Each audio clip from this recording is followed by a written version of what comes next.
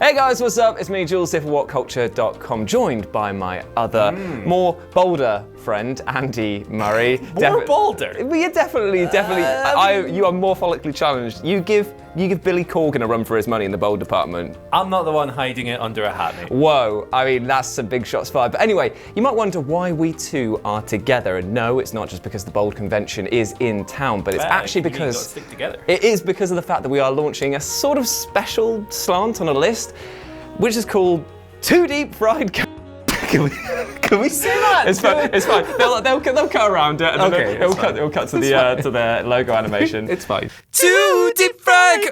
We can't say that. So what we're doing basically is we've taken a list, and instead of delivering it in a regular dry sort of format, what we're going to do this time is actually just deliver it live. We're going to discuss it and try and turn it into a sort of pseudo podcast. And today's subject is the worst catchphrases in wrestling. And boy, oh boy, did this take a while to put together, because there are most certainly a lot of them. You know, things like catchphrases used to be kind of the lifeblood of professional wrestling presentation. They've kind of dropped off in recent years, but to be honest, I still love them. They're big and stupid and cheesy, but wrestling is big and stupid and cheesy, isn't it? But the problem is, just because you're repeating it day in, day out, doesn't mean that it's going to get over with the crowd. Lord knows, I've been on the back end of that one. I mean, those t-shirt sales, they're going well. Anyway, so the thing is, what we do is we decide to group together 15 of the worst, and Andy knows some of them, I don't know the other half of the list, and we're going to deliver them back and forth and just have a little discussion. So we're going to kick things off with, I believe, it's Christian's one from when he joined TNA, which is, if you don't know, now you know.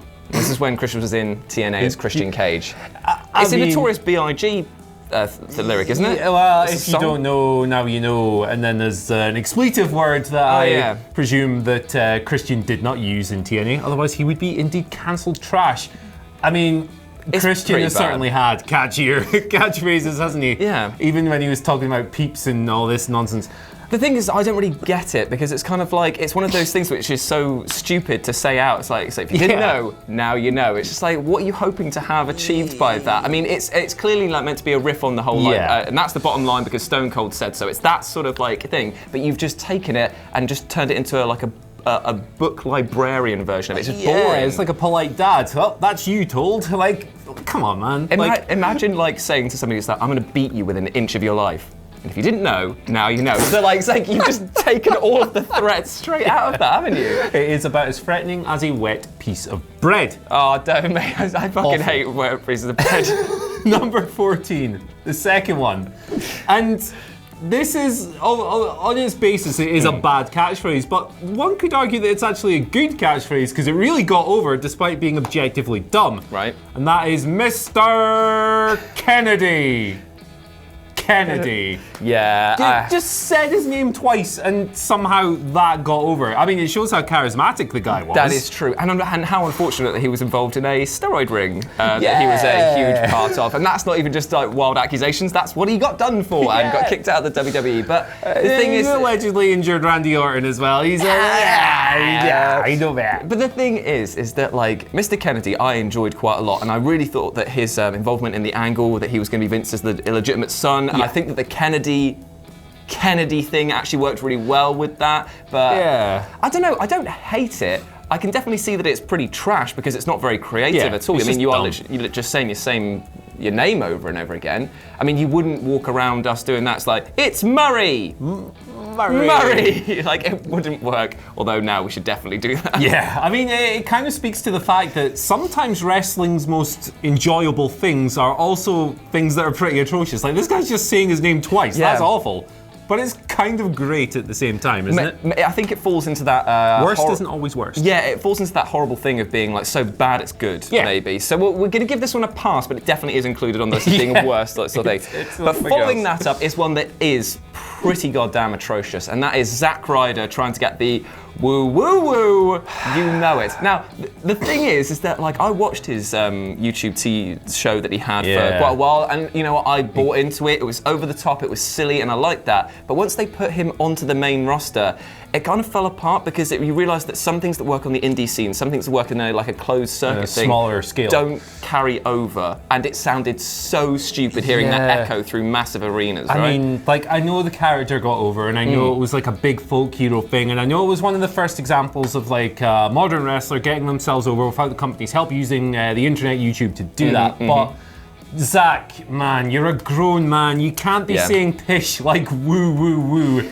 You know it on that. Come on. But the thing is, though, if he just cut the woo woo woo out, and if he was just like, you know it, that could have been all right. That's like it could have got. That's like an upgraded version of the Christian one. You know it is a bit more authoritative. It's a bit more assertive than going, that's.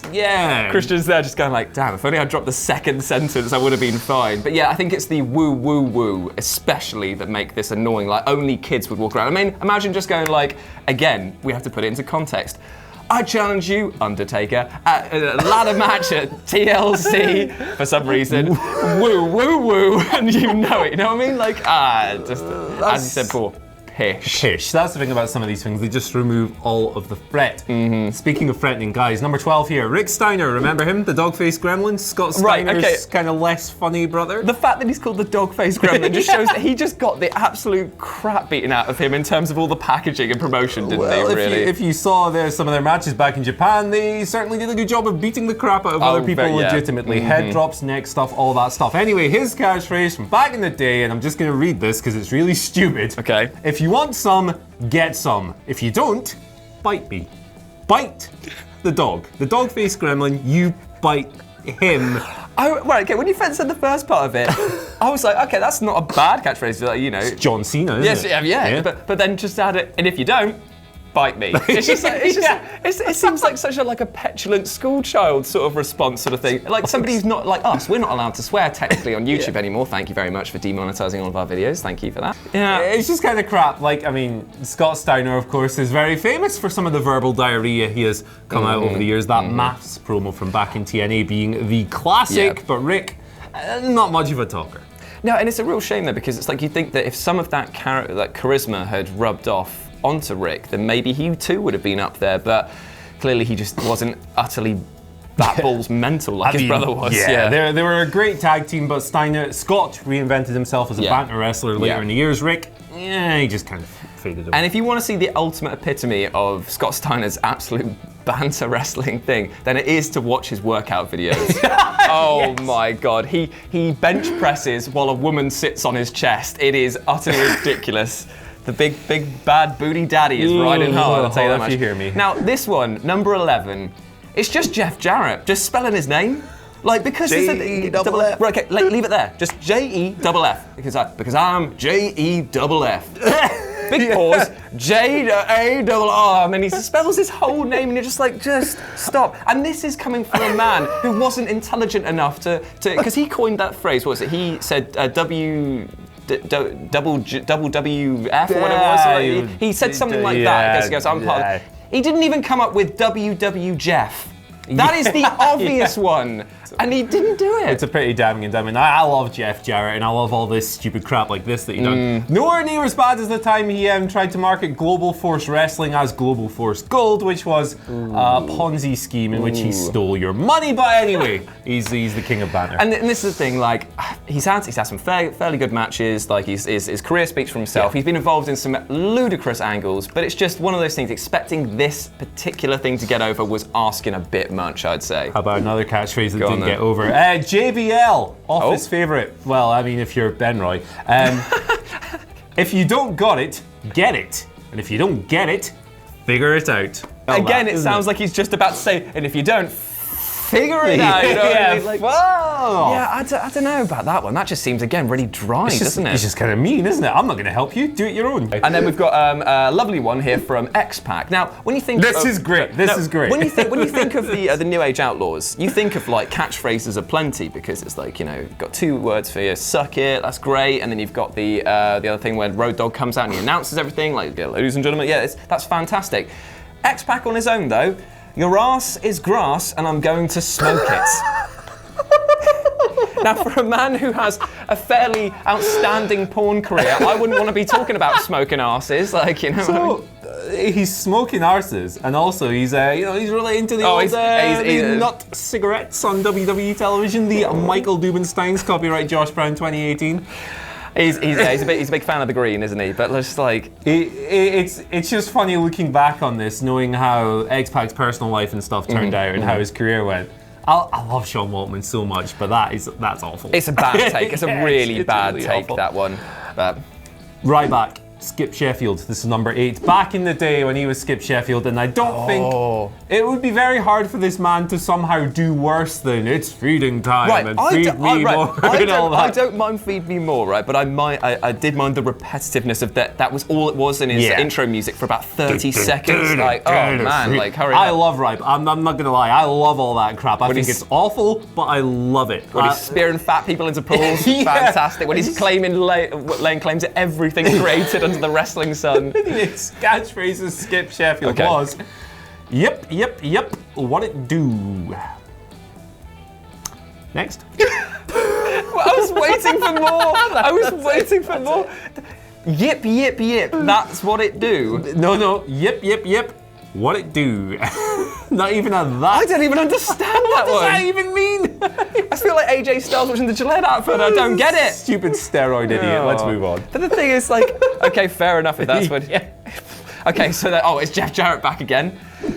I don't actually mind this one. Listen up / choke on these slap nuts, because slap nuts is probably the sort of thing that it ends at. But slap nuts, because he had it written on the back of his guitar for a while, didn't he? It was his thing. It's the most bizarre wrestling insult of all time, I reckon. Slap nuts. Apart from some of the more problematic stuff that The Rock used to call Kevin Kelly. But we won't dive into that. Slap nuts. It's kind of iconic, really. Listen up, slap nuts. And of course, we've all seen the WCW backstage segment in which Beetlejuice, of course, was a little person. Yeah. Said, "Hey, slap nuts." And so Jeff Jarrett just bonks him with the guitar. You say bonk him. He levels the man. He properly kills him. He hits him with such force that he slides on the floor. I'm pretty sure that's. Oh my god. He could probably get arrested on some kind of hate crime legislation for doing that to a man of Beetlejuice's size. He must have signed off on the angle, but whether or not he remembers signing off after that is another thing. God bless Jeff Jarrett and God bless Roman Reigns here at number 6. Now, we might debate this one a little bit. This is Roman Reigns. I'm not a good guy. I'm not a bad guy. I'm the guy.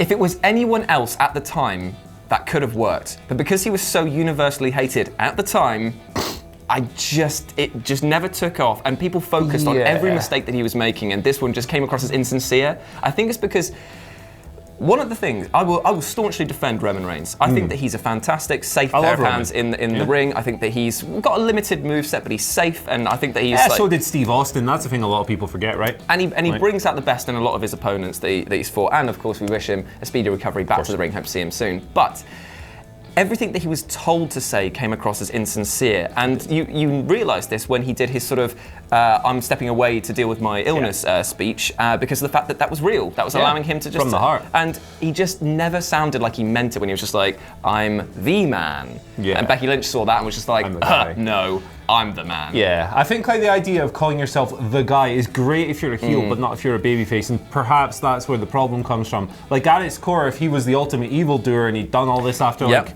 beating the piss out of The Undertaker at WrestleMania and all those other major things, then perhaps this would have come off a little better. But I think as a whole, while it could be a good catchphrase, it kind of sums up all the problems with the character itself. Yes, exactly right. That is the deepest level of analysis you will find in this video. God, I got real serious for a moment. So let's just go back a bit in time, back to when we were silly, and also back to the Stone Age, because this is The Rock saying yabba dabba bit.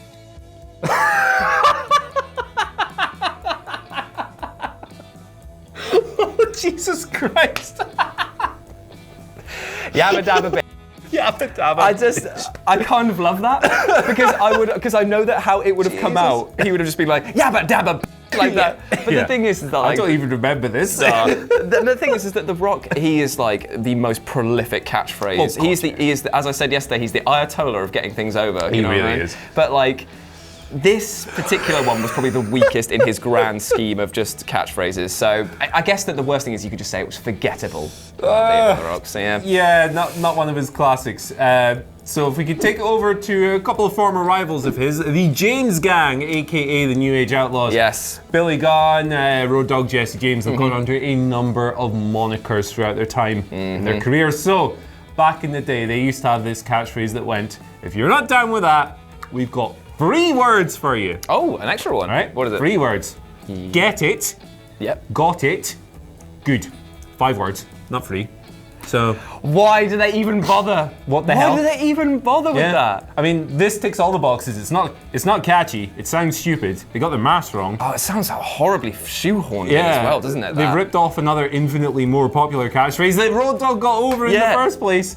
Oh, that's the worst. That's basically like repackaging them as like, you know, when they, you know, I watched a video. I think it was Brian Zane. Shout out to him, by the way. He's actually he's a good guy. He did a video on repackages of wrestling tag teams as new versions, like the what's that, like the New Rockers and stuff like that. And all these things. And like, however, whenever the new thing got attached to it, it killed it. This is like them trying that, but in catchphrase form. Just like, we're gonna take something that worked and absolutely bungle it. Yeah, it's just die. Now, not Brian Zane.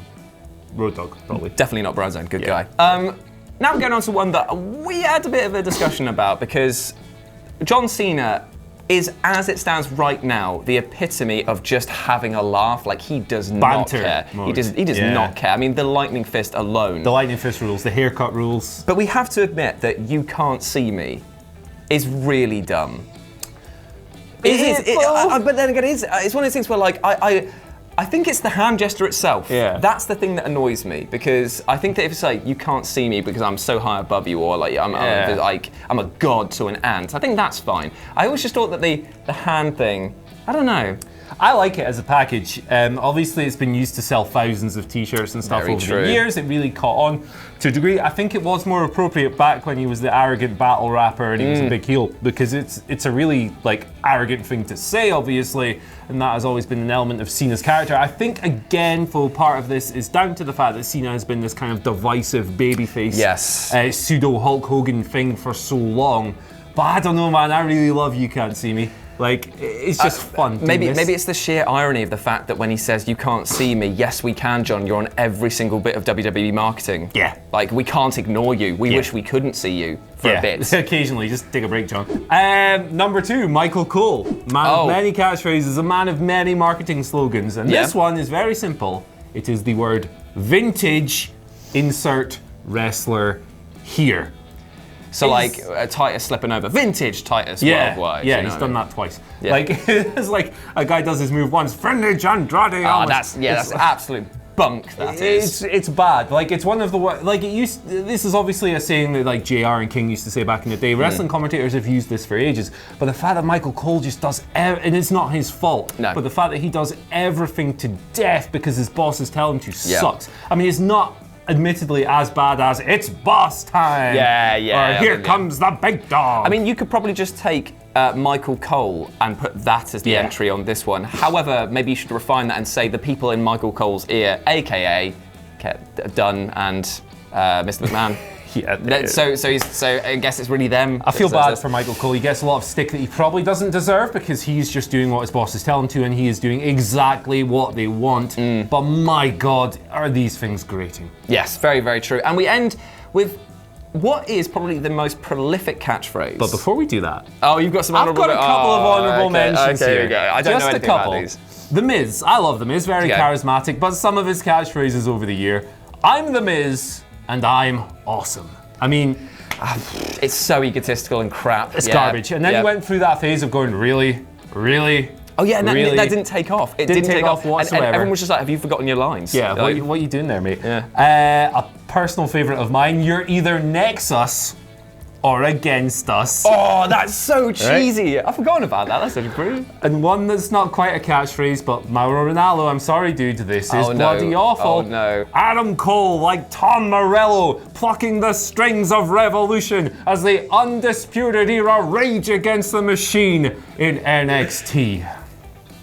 Wow. I thought you were going to go for a really controversial one and say Mamma Mia, but I mean, that's terrible as well. The guy does it on bloody snapmares. Imagine having to read that out and thinking to yourself, yeah, that was good. Yeah, I've really nailed that one. I don't want to murk on Mauro too hard. He's beloved and all that, but Jesus Christ, that's bad. Everyone's got a stinker, speaking of stinkers. Everyone has stinkers. Speaking of stinkers, this is the thing. When this first originated, I absolutely adored it because I was just a wee little kid and I thought this was absolutely brilliant. It was like the invasion angle was going on. Stone Cold had just defected onto the Alliance and I was just like, okay, this is what is going on here. And he started listening to his watch and saying, what? What? And unbelievably, it is still going as strong today. But the problem is that it completely derails people who are cutting promos. It annoys people that have matches going on. Like, it takes away a lot of the atmosphere. It is your right to do that as a fan who has paid money to do that. But it's just a bit. We're getting to the point now where it's just so old. It's like the CM Punk chance. Yeah, God, yeah. Like, it's.